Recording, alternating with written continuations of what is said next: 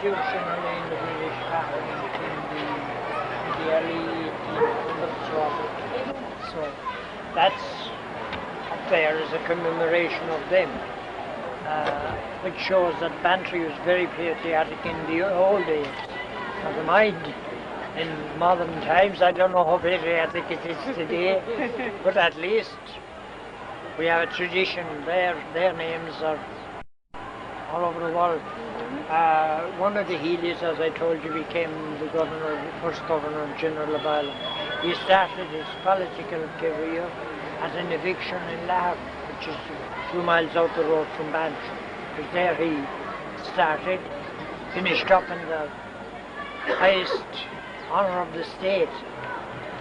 So he was Parnell's secretary. Yes, he was. On his Parnell's American tours, Tim Healy acted as his secretary, and that's what got him interested in the politics. Well, we moved now, I suppose. Yes, I suppose I'd say.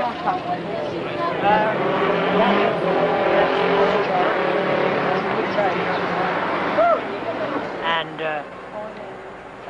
I know I haven't any. Have you any documentary on it? They can't hear you. Have you any documentary on it, you? All I know about it is that was built about 1850 something. They had the church, because previously the Methodist Brethren here in town had a little chapel in the lane we'll show it you later on opposite the Munster and Leinster Bank. But then they got a lease of this for 200 years from Lord Bantry at the time. But I don't know how, there were several, the Wolfs and the Jagos, who else was in it? Don't you remember the Vicaries? The Methodist Brethren here in town, the Warners. They had as a group of had it built. It's a very neat little church inside and very sound stone, it's very dry. But it's been sold anyway now to a doctor. In those days, you see, this street is known as Marina Street. And the tide came up, came right up the street. You know where the bakehouse and all that is up on that side, up in the main street? You know where the bakehouse is? That was an old pier. There was a place there for tying up boats. And the tide came, the river runs down through the square, under the square, you see, and the two walks. That's where they tied up the boats. It's about 1840 they began to build up this modern part of the town. But that area there, this is where that is on the marina, you see. I suppose because it was practically on the water, under the quarter. It was on the water. I believe the tide flowed up to the two beaches. Corner shop. Yes. But that then was built about 1840, you see, and from that on the thing began to develop. And that place there was a hotel. Yes, that's that big stone place, Godson's Folly. Well, no, Godson's Folly, they call it. They call the rock Godson's Folly, and you know that they call it the Folly. That's right, But those and Mrs. Carroll's house was all built for a hotel, which never got off the ground. Godson. Keep up the rock, that rock. Oh, no, that's all. Godson's Rock. That's about we will pass you that. know the date on that? 1880. Anyone know for date on that? I couldn't. Do anyone know the date of that house? Do you know, Barry? When was that house built? I don't think so. I'm to clue. Is that the original That would be very old. Frank O'Mahony's inside the Ginter. You see, those here say that the courthouse there was burnt in 1921 and was rebuilt. Yes. Of the limestone coming up from the limestone was taken from Scotland Road. Out quite near in Donegal Lane. When was the original courthouse built, Mrs. Area? 1840 around. Yeah. Around 1840. Church of Ireland, church below 1880. That's the way. We'll go into that later on. We'll go around the town and come back to the Church of Ireland. We'll go into that. It's because people say I can't be heard, so I have to make an appeal for silence. This is the bridewell. Here, this wall here. That wall was going right around. These houses on either side weren't built in my young days. And this was the jail inside the walls. And the cells were in it. This over here where Ladies' Fashions is up there. That lane that's going in there was one of the old streets of Bantry. Believe it or not, one of the main streets of the old town of Bantry. It was going up beyond two Vicaries, behind Vicaries Hotel, and going out on the street up near Vickery and Companies, which is Hurley's shop now. John Hurley's shop now. We're short when you go up. Yes, yes. That is all I have to say on here now, so we'll move on. Was it Thank you. Cadogan was tried? The last man? It would be, yes. He was tried, he was the last man Well, to be he hanged, was wasn't in he was tried in Cork. Yeah, he was but tried he in was Cork, tried here, but I'd say first the night. preliminary was here. The last man to be hanged Yes. in Cork jail. Yes. Was he? That Cadogan. You was, yes, about Cadogan. Cadogan, who shot a landlord's agent here. we'll show you the tomb of Bird when we go into God. You show me what? The tomb of Bird. Bird. Well, the defaced tomb of Bird. Yeah, We're because going to I God. know his relations with Yes, he was down here with me and he was Yes. But this is the Bridewell Lane, because of the Bridewell, of other course. bride will, yes.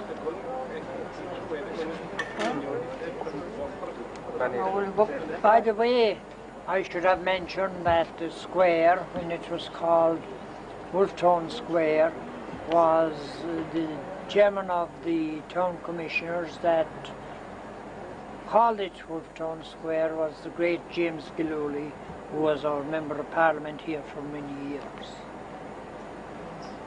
In the old days. I'd say don't take too many photos of that one. Breakfast, woman.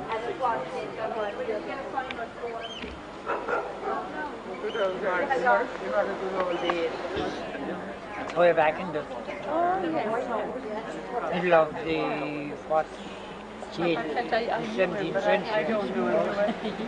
And I was shown by the owner of that premises the stones, the wall of the old barracks.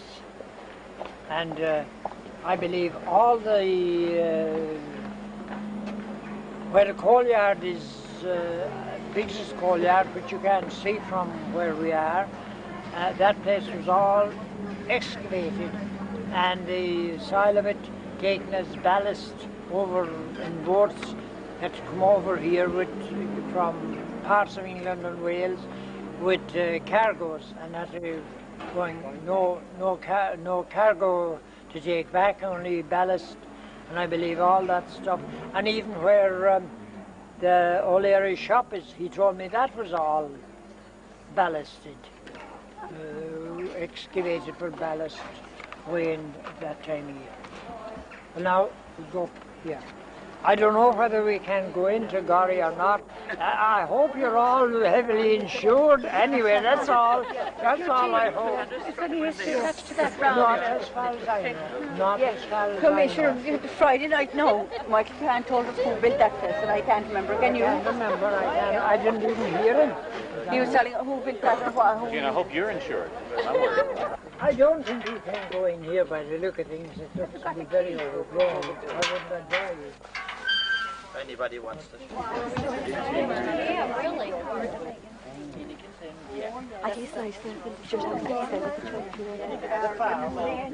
The Church of Ireland. We don't know whether it was a Catholic church taken over by the Church of Ireland or not. We can find out nothing about that. And Are there two of the Lord Bantry's died here? there are three then. Or are they died There here? are, unfortunately, And Lord Bantry's used to be maintained it to... that's the tomb of the Lord Bantry. You see, there's a little building behind there. Yeah. And this thing up here, look, that you can see without the capstone, that is this bird's tomb, this William Bird, that was the landlord of a shop, that Miss Cadogan was executed. The last, well, public execution in Cork jail about the 1900, I think, 1800. So, Are there any relations of his living about today, ancestors, you know? Oh, the Cadigans? Yeah. Oh God, yes, all the Cadigans around are Yeah. Harry Cadigan that's out near me would be a cousin, and the Cadigans of Dormonine, any Cadigan that's around, you know, Jury, you know, the people at Marguerite, yes. they'd be blood relations. Yes. There's only the one family. Yeah. Your words of wisdom are not floating this way. Sorry, I can't help it. I'm speaking into this and I can't be two way.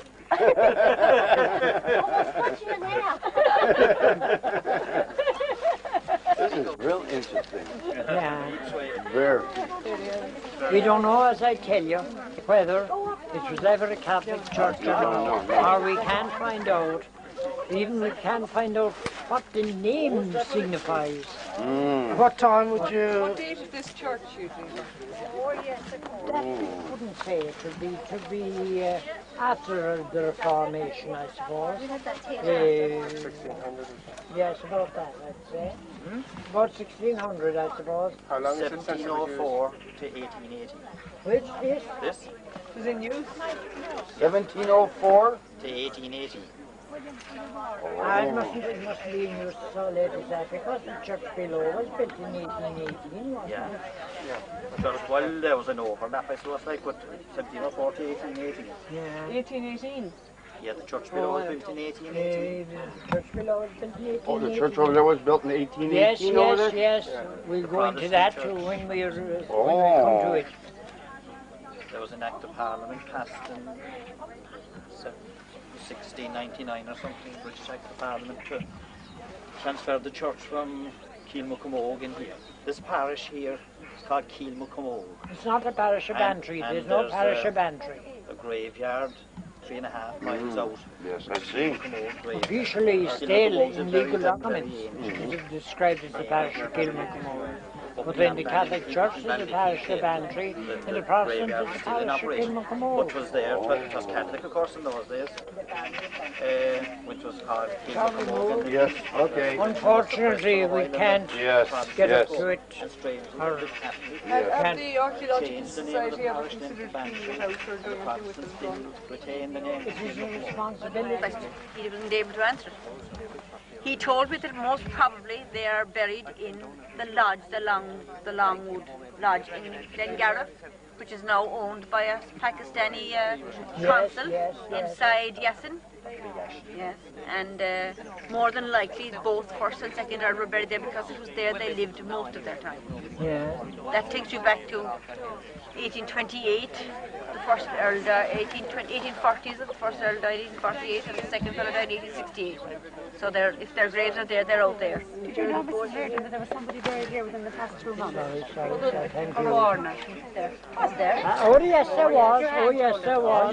Yes, there was. Came down from Cork. Person from Cork. From Cork. But there must have put her in there. Yes, it is. A genuine, not the tourist spy at all. No, indeed. What the tourist spy is usually a white town. There was the last Look at the knobs on that, give you a fair wallet there.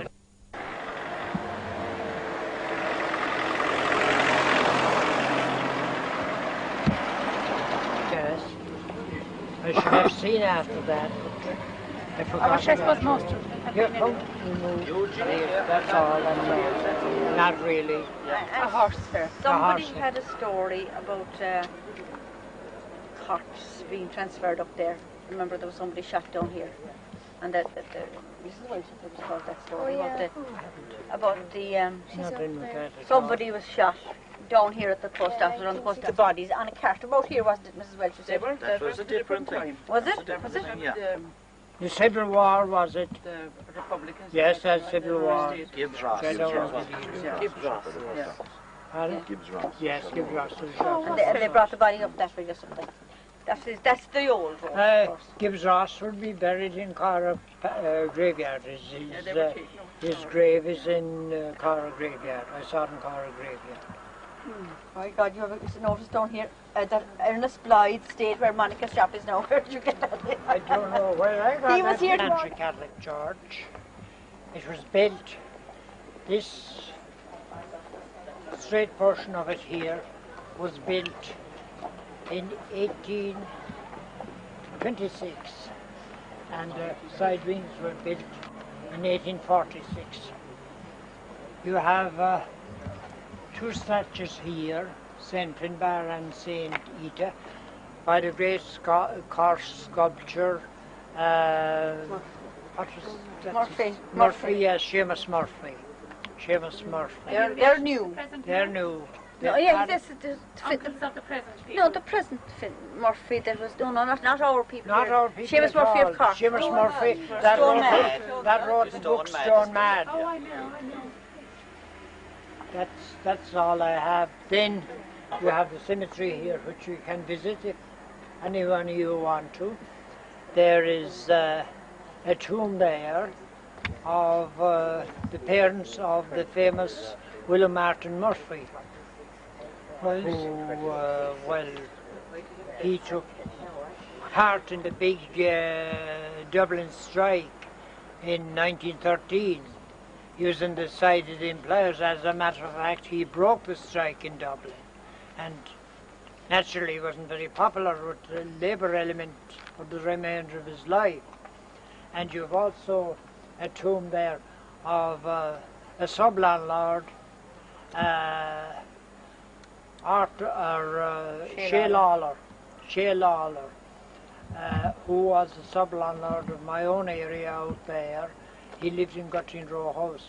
His wife and family are buried in the tomb there. I don't think himself is buried in the tomb. He's supposed, well, there's a question mark hanging over this, to have entertained Daniel O'Connell either on he going or returning from the famous monster meeting in Skibbereen in 1843.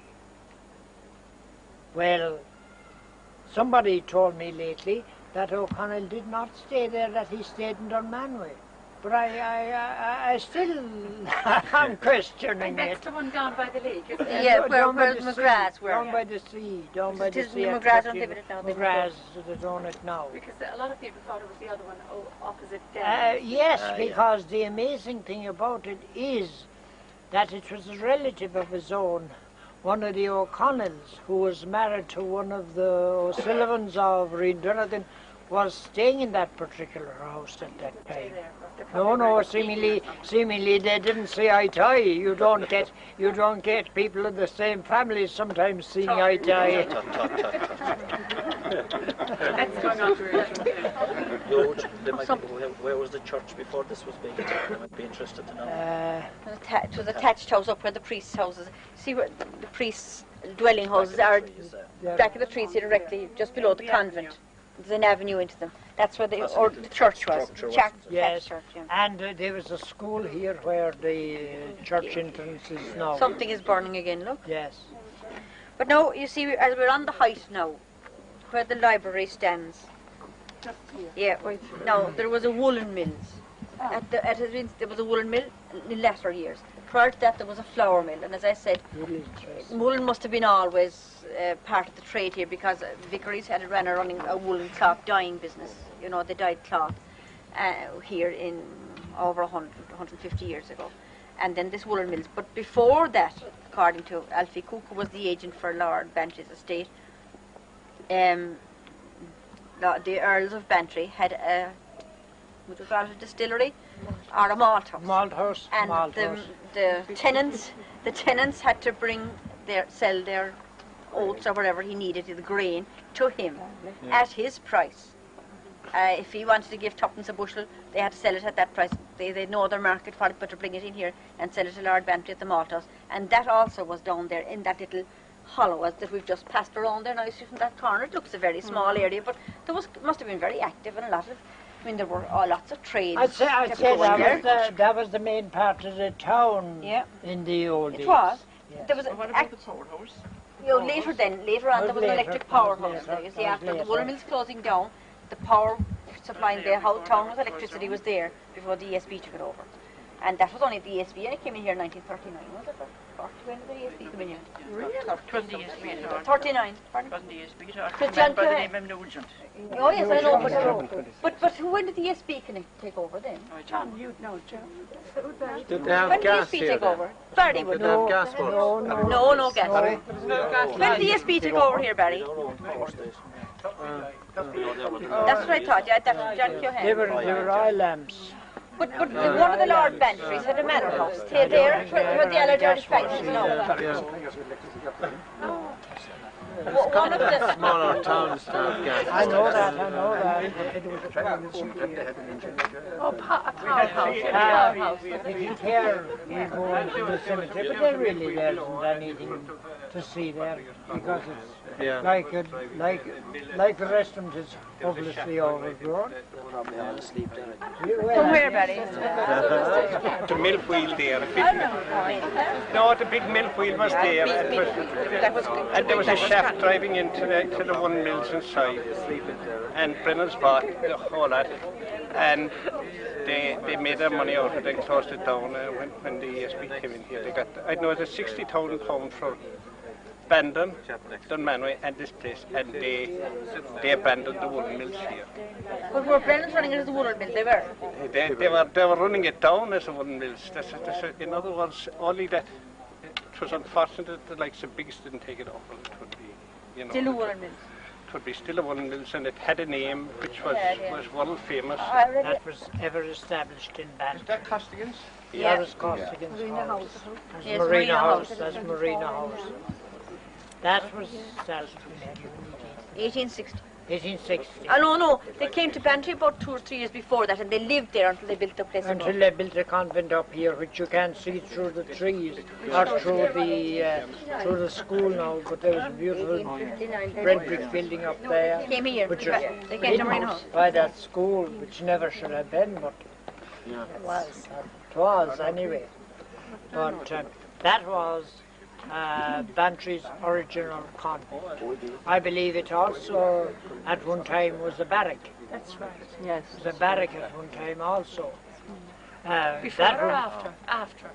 Or before? I'd say before. I'd say before. Police. No, No, military. No, I'd say they were military. Military. I'd say they were military. I'd say they were military. British military. Yes, they'd be like militia. I don't know what really they were because it before my day anyway. They were, of course. But somebody asked me, where did the railway go? Well, the railway line came along under Marina House, you see? No. Where? There where the trees are. See where the trees are there now along. Just The right. railway line ran along town, round the back of that place there where the convent is, round the back of the convent, and up around, and up the hospital. Up near the hospital. Up on front of the hospital, and out onto Scarf, running parallel with the main road then from there on. It goes around a kind of a horseshoe shape. Originally it ran only as far as the hospital. See? And then they extended it down to extended here. it down to the pier And the easiest way to do it is down the valley, the little valley. You can see it from the hospital. because they ran pleasure steamers from Fish course. the pier to Castletown Bear and Glengarry. And of course they became redundant. That was bad. You, Jerry, That was for the excuse me, was there guns hidden in this church at There one time? was, yes. Yes. There was, Could yes. you tell them what time that was and what it's all That about? would be in what?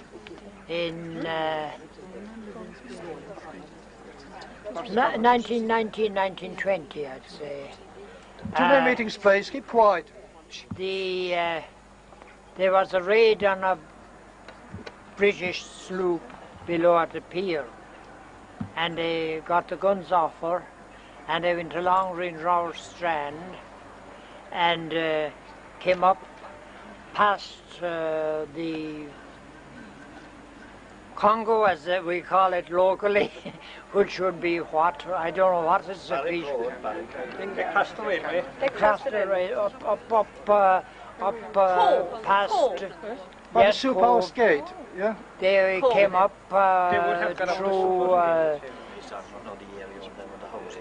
the Durmanway Road and up the railway and came up here behind it, and They were to go into the school and yes, and I think your man got cold feet, McCarthy got cold feet. Yeah, well, I think he got cold feet anyway. I heard he got cold feet, and they were stored. Brave Keys' father was the sacristan at the time of the church here, and he succeeded in getting them over there. And we were praying with guns over our heads for a hell of a long time, which we didn't know. Did you know the names of the people that got these guns out of that boat? I haven't them, but I can get them for you. Yeah. They were local people. They were local people. I have it. Yes. If you wanted it, is in that book Towards Ireland Free by DC. There's an article on it. That's all I can tell you. Sean Cotter was in it. Rafe Keys was in it anyway. That's all I know from memory. And they actually He defended the brought the lads. It was in this church they were kept, wasn't it? Right? Yes, Cold in the Road church. and over the railway line and up here. Above in the And hid attic. in the church. And There's Rafe a big Keys said attic that over they there. made Well, a of course, mistake at this thing that the ceiling collapsed. Hang on a minute, this gentleman has something to say. There was a cannon It bolted isn't down. there anymore. Yes? And he said that if they had only realised it, they could have taken the cannon by unwinding the bolts. There were wing nuts on it. Yeah, This was Rafe told me, I suppose. yes. He said they'd be the only column in In Ireland with a cannon. Ireland, How the did they have cannon- followed then though? Would that have been belonged to Tom Barry's column, wouldn't it? If they had got it? No, Oh, it no. would not necessarily. No, it was before Barry's column. Oh, that's right, yeah. Earlier than Barry's column. Incidentally, the man who stood in for Barry each time he was sick was a lad from town here. That was Sean Lehan, Charlie Han. and he wasn't an active member at all in any of the columns. But Yes. it was only just the Skull column, but he wasn't. He was appointed by Dublin each time that Tommy Barry got sick to take charge of the column. Yeah. Another thing, there was a brightest mill here one time, and in order to get the brightest from Quarried by hand, as you can see, without explosives, by a man by the name of Godson, who had a hotel below where Frank O'Mahony and Mr. Lucy is now. I think we pointed out that building below in the start of the tour. He started a hotel there, and the mail coaches were passing down the mill here and going past Vickery's Hotel, and Vickery's Hotel were getting all the custom, and poor Mr. Godson was getting had empty rooms. So I believe he quarried this to bypass the place up here, and unfortunately he got financially burst, and the hotel never got off the field. I should think with all the digging and the hammering at the stone. So how much a day would you say the labourers were getting for chiselling that at that Oh, time? it was just 4 or 5 pence a day. I believe it was a family by the name of Flynn, the Flynns of Cardanel, that were there, or the Rosses of Cardanel. And they built the walls around Bantry outside. I know that, yes. So I think it was the Flynns. They came here originally, and they did the quarrying of the rock here. And what date, and what period would you say that was when this was quarried out? No, we have not. 1880? 1880, I'd say. Long Yes. before that, I think. So that would be about 1850? 4 pence a day. Yes, 4 or 5 pence a day. So I'd imagine that would be the hiring them days. Pardon? In those days they worked for 6 pence a week. Oh, I know they did. Yeah. Folly. Godson's Folly, yes.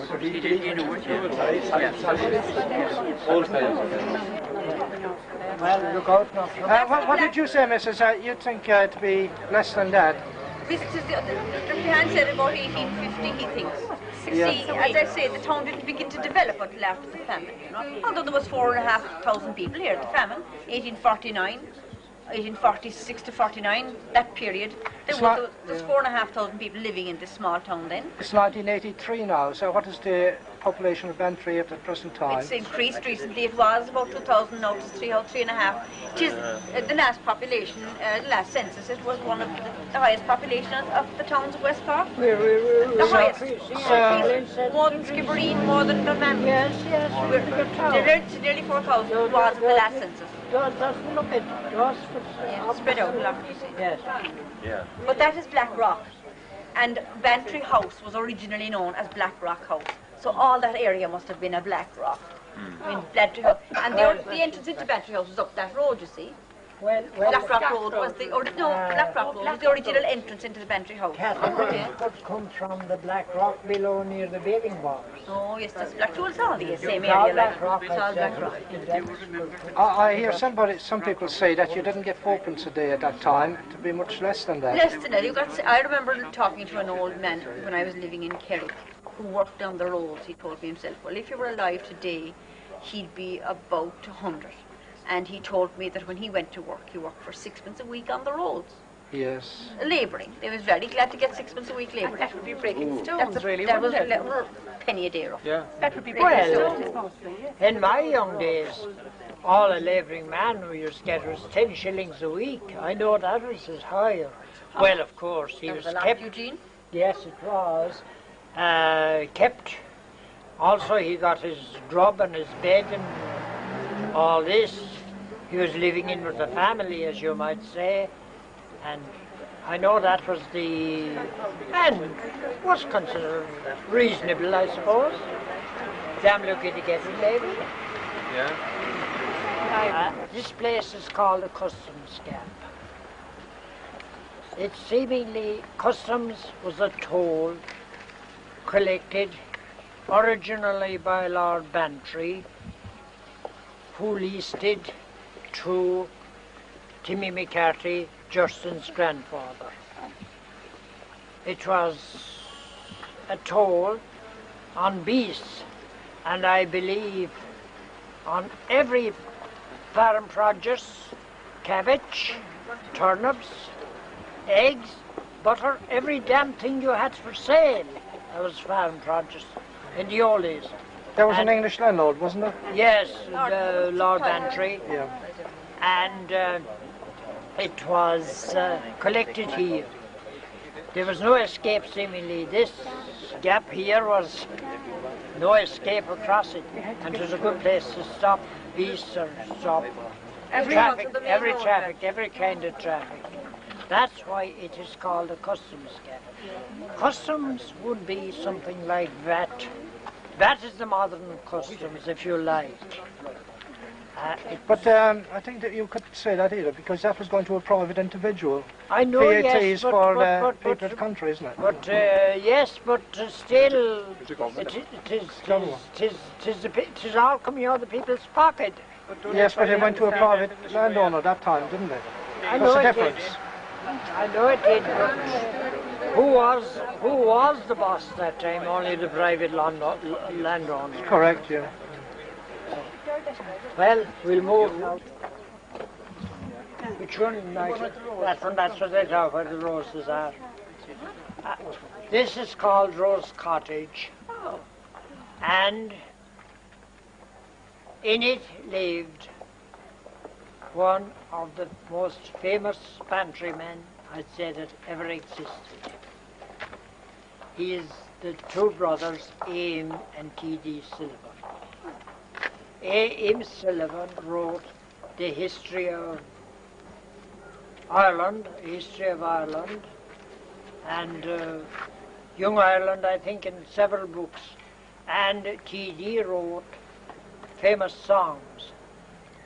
His most famous would be God Save Ireland, I suppose. Another one was Deep in the Canadian Woods. And he wrote several local ditties. And he also wrote the history of the Sullivans of Bearhaven and Bantry. The family, well, were famous. They were famous in the British House of Commons. Aim and T.D. were in the British House of Commons, were in the famous Bantry band. And the last of the family that I know was the famous Sergeant Sullivan that defended Casement in his trial at the Old Bailey in 1916. In August 1916, Casement was executed. But I know there was another member of the family, which was Alec too, had a jeweller shop here in Bantry and introduced rugby, believe it or not, to the town of Bantry, and was a very, very famous player in it, and Bantry had a very good rugby team under it.